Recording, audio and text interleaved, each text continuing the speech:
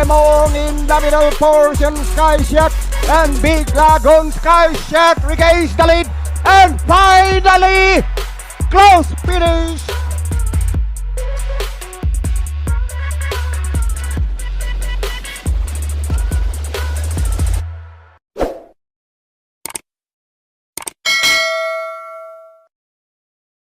Good day, bayang karerista! Welcome back sa ating channel dito sa Karera sa Pinas. Muli tayong magbibigay ng ating mga kursunada, tips at analysis para naman sa magaganap na karera ngayong araw ng Biyernes, May 8, 2026, dito pa din sa racetrack ng Philippine Jockey Club sa Padre Garcia, Batangas. Magsisimula ang mga karera ng alas 5:30 ng hapon. Meron tayong 8 karera na lalargaan sa distansyang 1200 meters. Meron tayong isang set ng winner take all, 2 set ng pick 6, isang set ng pick 5, isang set ng pick 4 at syempre nandiyan yung mga paborito nating exotics. Nagyamado tayo sa mga karera natin kagabi, nagbigay lang ng 200 yung winner take all. Yung pick 4 ang malupit, nagbigay ng 8 pesos. Masaya ang mga yamadista natin kagabi. Sa mga diadista, bawi tayo ngayong Friday. Parang mas mahirap ang lineup na hinanda para sa atin ngayong Biyernes. May ilang karera na talagang sumakit ang ulo ko pumili ng ititip. Kaya tingin ko ngayong Friday mas maganda ang mga dividendong makikita natin. Makatulong sana tong mga giya at kursunada natin. Huwag na natin patagalin pa. Simulan na natin bayang karerista. Race number 1, start ng ating pick 6, races 1 to 6, isang 3-year-old and above maiden race group non-placers. Meron tayong 6 na kalahok. Dito single na ako yung numero 5 si Declaration of Peace, kagabi ni Pubs M. Cabalejo, last April 26, dito rin sa PJC. Sa 1650 meters, nagtala ng 1 minute 48.2 kung saan pumang 10 kila Black Eagle at Diamante. May best time yan sa 1200 meters sa 1 minute 14.8. Ito, sumali to sa road to Triple Crown nung nakaraan. Para sa akin, medyo lutang siya sa grupong to. Siya din ang may best time. Deremati tong kabayan na to, pero tingin ko kayang-kaya niya tong grupo na to. Sisingling ko na yan, numero 5, Declaration of Peace. Good luck bayang karerista. Race number 2, start ng ating winner take all, races 2 to 8, isang Pildracom rating based handicapping system class 5, 17 to 41 split, meron tayong 10 kalahok. First choice ko dito yung numero 8 yung si Blame the Ghost, kagabi ni Joel Ciego, last April 29 sa Metro Turf, nagtalayan ng 1 minute 30.6 sa 1400 meters, kung saan pumang 11 kila Phil the Burn at Houdini. Ito para sa akin malakas yung nalabanan nung nakaraan, Phil the Burn yung tumalo dito, pero bago yung last run yan, bago yun, always in the money itong kabayan na to. Nakapagpanalo na din yan sa PJC last November. Kaya tingin ko, di naman maninibago kahit puro sa kabila yung takbo niya nung mga nakaraan. Ang panigundo ko naman dito yung numero 6 na si Figure It Out. Kagabay ni Raymark Simasio last April 29, dun din sa Metro Turf, dun din sa karera ni Phil the Burn at Houdini. Pumang 12 yan, nagtalayan ng 1 minute 31 sa 1400 meters. Ito ganun din, malakas din yung nalabanan. Pero bago yun, lagi din nabibitin tong kabayan na to ngayon, ang gaan ng peso, baka walang makasabay sa unahan, mapabayaan, ma-irate na maganda ng bata, may kalalagyan sila dito. First time din ata din ito tatakbo dito sa PJC, baka magustuhan niyo yung pista, kaya ito ang panigundo ko. Pero isa to sa may hirap na karera ngayong Biyernes, magdagdag kayo dito. Good luck bayang karerista. Race number 3, start ng ating second set ng pick 6, races 3 to 8, isang Pildracom rating based handicapping system class 5, 17 to 41 split, meron tayong 7 kalahok. First choice ko dito yung numero 7 si Popoy and Basha, kagabi ni Claro Espare, last April 24, dito rin sa PJC, nagtalayan ng 1 minute 16 sa 1200 meters, kung saan pumang 5 kila Shanghai Shake at Twinkle Toes. Ito lagi nabebenta to pero wala pang pinapakita Dito parang may mga matutulin din pero baka i-diskarte na ni Claro to. Baka isunod lang, tingin ko bumaba na din sa grupo, baka makatikim na ng panalo. Ang panigundo ko naman dito yung numero 1 si Leviathan, gagawin ni Charles Reyes, last April 24, dun din sa karera nila Shanghai Shake at Twinkle Toes. Pumang-anim yan, nagtala din yan ng 1 minute 16 sa 1200 meters pero may best time yan na 1 minute 14.8 sa 1200 meters. Ito naman ang tingin ko pwede makinabang kung magkakaroon ng maagang hagaran sa unahan. Alam naman natin, deremati itong kabayan na to. Charles Reyes pa may dala, laging laban tong si Charles. Talagang all out magdala. Kita nyo naman yung panalo niya kay Rule the World. Kaya itong panilat ko dito sa karerang to. Good luck bayang karerista.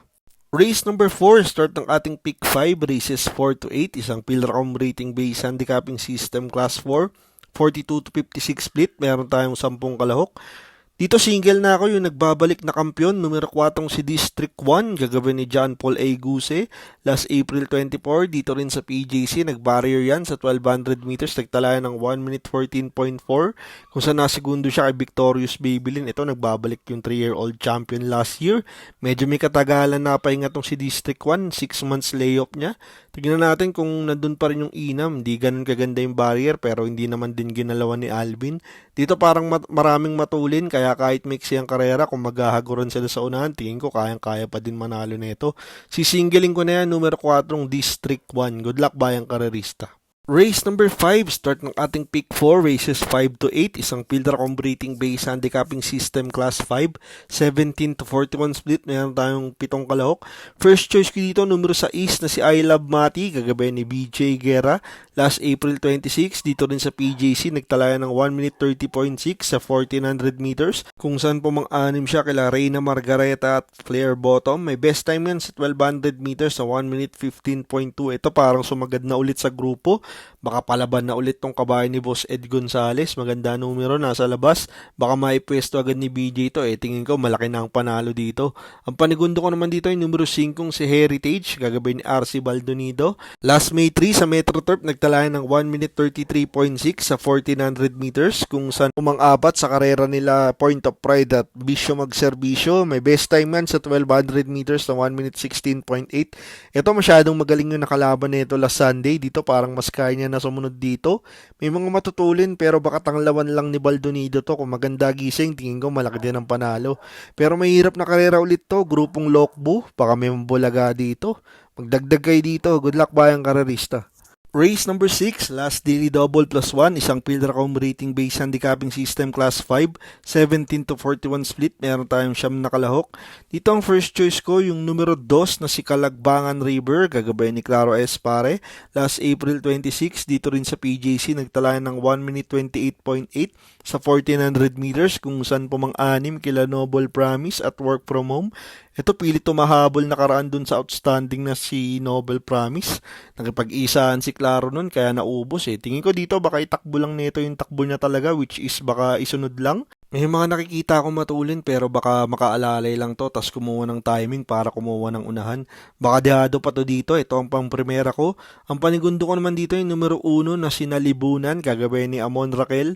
Last April 24, dito rin sa PGC, nagtala ng 1 minute 16 sa 1200 meters, kung saan pumang-anim kila Gentle Giant at Miss Pinkerton. May best time yan na 1 minute 14.6 sa 1200 meters. Ito parang bumaba na din sa laban to. Medyo matagal-tagal nang hindi na nanalo to. Baka ngayon na ulit, maganda yung numero. Baka makakuha agad ng unahan. May mga matutulin. Pero tingin ko kung didiskarte ni Amon, malaki na din ang panalo nito. Isa pa to sa nakikita kong mahirap na karera, kaya mainam, magdagdag din kayo dito.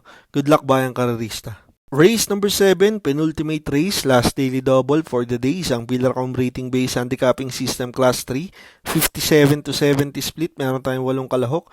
First choice ko dito yung numero 7 si Liska Bianca, kagabi ni Jen Huko. Last April 19 sa Metro Turf, nagtala ng 1 minute 42 sa 1600 meters, kung saan pumang 8 kila Mutya ng Pasay at Letter Cook. Ito, unang dalawang takbo na ito, sticks race agad yung sinalihan, parang hindi pa nakabuelo. Baka ngayon makita na natin yung tunay na galing nito. Nung past 2 runs niyan sa kabila, pero yung barrier niyan dito yan sa PGC. Baka dito sanay manakbo yan. May tulin tong kabayan na to, tingin ko siya na ang pwedeng magdala ng unahan. Huwag lang mapapahirapan, tingin ko malaki ang panalo nito. Ang panigundo ko naman dito yung numero 4 si Great Shashi, gagawin ni JB Hernandez. Last April 25, dito rin sa PGC, nagtala ng 1 minute 25.8 sa 1400 meters, kung saan natersera siya kila Modern Legacy at ECJ. May best time yan na 1 minute 11 sa 1200 meters. Ito naman, tingin ko nanggahanap lang na nababagay na hinete Nandun na kinukulang lang tingin ko. Pahiyang kay Uno ngayon kung magkakaroon ng bakbakan sa unahan. Baka ito ang makapanood ng boxing na manggagaling sa likuran, kaya ito ang napupuso ang kumpanigundo. Good luck, bayang karerista. Race number 8, last race for the day, isang field comp rating based handicapping system class 4, 42 to 56 split, meron tayong 10 kalahok.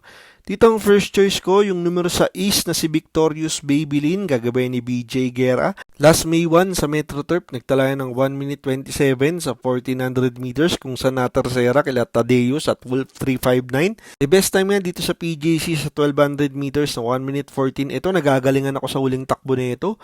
Knowing na galing siya sa injury at bakasyon nun, pero yung tinakbo niya nung nakaraan para sa akin magaling. Nakipaglutsahan to pero sumasama pa din nung meta tersera pa dumating. Baka nagbatak lang to nung nakaraan, baka isunod lang to ni BJ dito dahil nandyan yung C-Rise.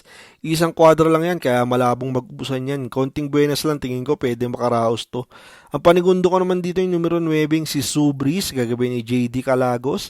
Last April 24, dito rin sa PGC, nagtala ng 1 minute 12.8 sa 1200 meters kung saan natersera siya kila Bad Boy MJ at Let Your Love Show. May best time yan sa 1200 meters sa 1 minute 12.2. Ito maganda na din yung pinakita nung nakaraan. Lakas ng dating din nito. Dito kung magkakaroon ng bakbakan, baka ito naman ang makinabang. Kakwadra din to nung sa isa't gis. Kung mag-uubusan yung dalawa, baka ito ang palabas nila para mas liado. Kaya ito ang panigundo ko. Pero last race, paratingan, lagi nating paalala, magdagdag kayo dito. Sama nyo yung mga karsunada yung dehado para pag nakalusot yung mga nauna yung dehado, medyo malakas na yung loob. At kampante na kayong namumuro dito sa last race. Good luck bayang karerista. At yan ang ating mga kursunada, tips at analysis para naman sa magaganap na karera ngayong araw ng Biyernes, May 8, 2026. Dito pa din sa karera ng Philippine Jockey Club sa Padre Garcia, Batangas. Lagi nating paalala, ito'y sariling aral at kursunada lamang. Pagdating sa tayaan, kayo pa din ang masusunod. Maraming salamat sa inyong patuloy na pagsuporta dito sa karera sa Pinas. Makatulong sana ang ating mga giya at kursunada. Magsitama sana kayong lahat. Happy racing at good luck bayang karerista.